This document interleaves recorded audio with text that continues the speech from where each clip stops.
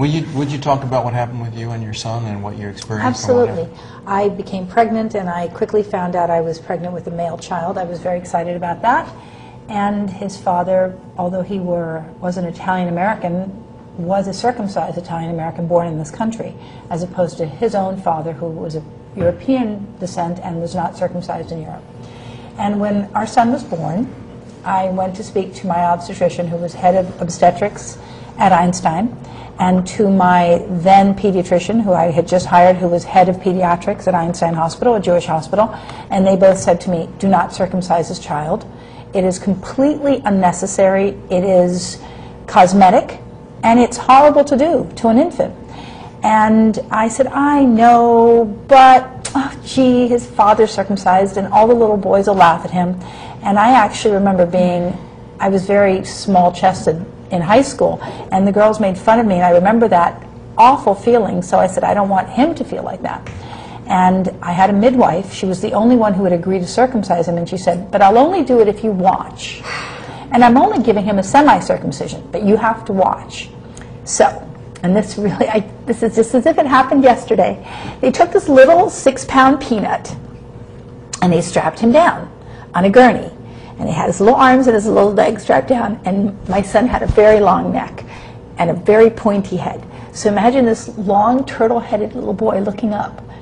And then they took a metal cup and they inserted it between his penis and his foreskin, so that basically the foreskin got all engorged and stretched and stretched and stretched. And he was screaming, he was turning blue, and I'm behind glass. And then I start to feel the nausea. And I was like, oh my God, what have I done? What have I done? What have I done? And she's making certain that I'm watching. She only gave him what's known as a semi-circumcision, which is only taking off the very top ridge of the foreskin. So now, as an adult male, my son's penis, he describes as a hard-boiled egg wearing a very high turtleneck sweater. So he certainly is glad that he still has foreskin, because he enjoys who he is as a young man and his sexuality. But it was truly horrible, and whenever I meet anyone who's pregnant, after discussing the good things about breastfeeding, I immediately say, please don't circumcise your male child. And I will then bring all the literature I can find about it. Why do they do it in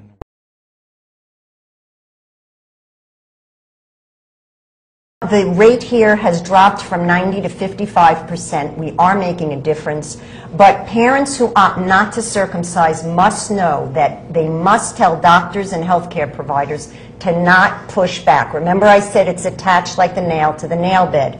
And it should be the boy himself who will attempt to go out and back. And by the age of 3, and maybe it'll be 10, and maybe it'll be puberty, when they retract, then it's the 3 R's. Retract, rinse, return. But until then, if they do forced retraction, which some doctors tell them to do, they say push back to clean it, they will cause bleeding, adhesions, and pain. What Jonas was told, because he only had a semi-circumcision, that we were to pull it back a little bit and, you know, basically to work the skin to keep it moving so it didn't adhere. Right. And I'm sure he learned to clean his penis, as every woman learns to wipe her vagina. I know, it's well, not exactly. a problem. And I would say, you know, I can interject that I am actually intact myself, and I can remember not hearing anything about intact care or foreskin care. It was just a part of your body. Correct. And what is frustrating, I mean, I can definitely empathize with your frustration about the sort of circumcision culture, but it's also very frustrating to be an intact man, because if anything is to go awry with your foreskin, even if it's cosmetic, the only thing anybody knows how to do is to cut it off. There's no other body part, male or female, which is treated with that kind of contempt. No, so in Paula's situation, even if I mean, I've had these conversations with women too, or mothers, who brought their babies in. There's something topical going on. My half-brother was circumcised as a teenager because there was some sort of topical infection going on. I don't know what it was, but you bring it to the doctor, and the only thing they have ever been taught to do is to cut it off, amputate.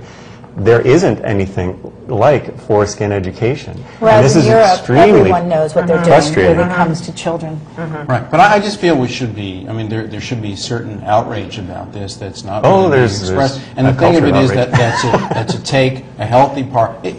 Am I wrong about thinking that this is an attack on male sexuality? Absolutely an attack on male sexuality. Well, it's not even that. It's an absolute Attack on abrogation men. of the Hippocratic Oath. It's an abrogation of your Universal Patient Attack Bill of on Rights. little boys. It's cultural So bias. if it's an attack on little boys, then the question is, and maybe it's been partially answered here, but I don't feel it's been adequately answered. This is so obvious that this is not something you should be doing, is cutting off a healthy part that serves a purpose. Correct. And yet, there is intense cultural opposition to what you're saying, and I don't yet understand what there is about this society that resists the message that this is an attack on male sexuality.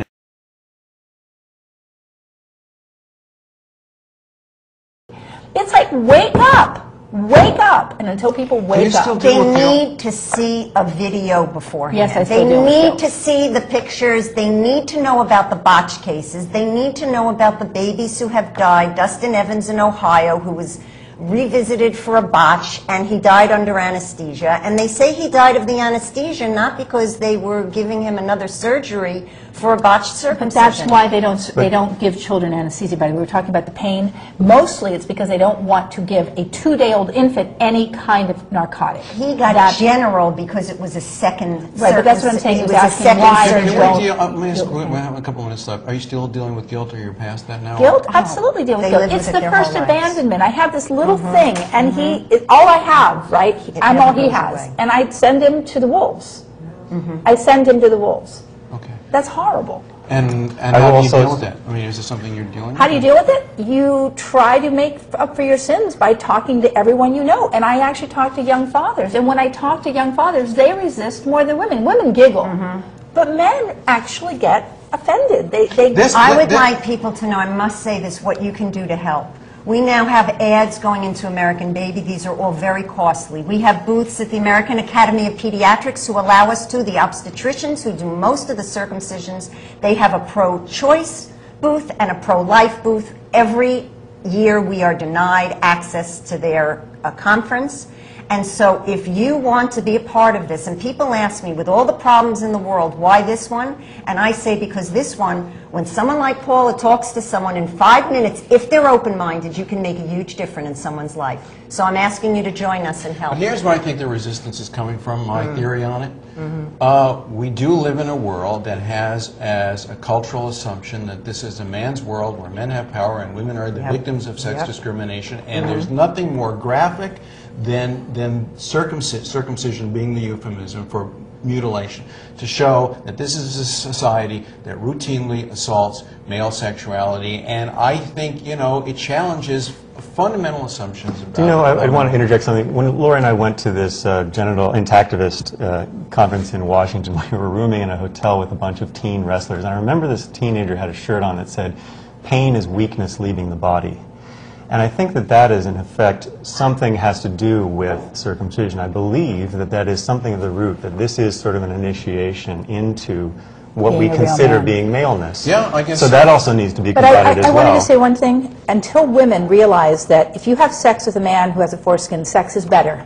Sex is better with a man with a foreskin. Period. The end. I'm sure I've for had the both. man- I'm sure for the man- woman, I Paul- can only speak for a woman. As a woman, it's much more pleasurable. Number one. Number two, it's going to take women to stop this. It's going to take women who love their sons to stop this. And when women get really angry, then it'll stop. It's got to start from the And grassroots. Russ, we just have